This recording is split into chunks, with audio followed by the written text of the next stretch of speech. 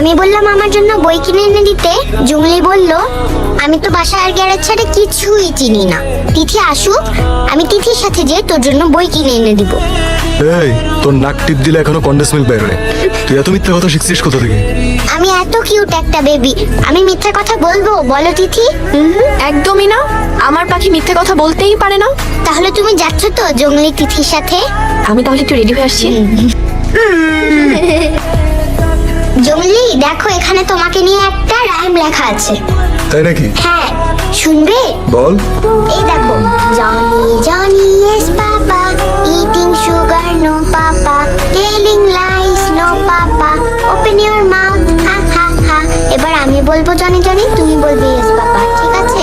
ভুল করবে না কিন্তু। Johnny Johnny. ইয়েস বাবা। কি দমতো আপা, প্রবলেম কি? স্টার্ট নিচ্ছে না, একটু দেখো না ভাইয়া কি সমস্যা। দাদা বলতে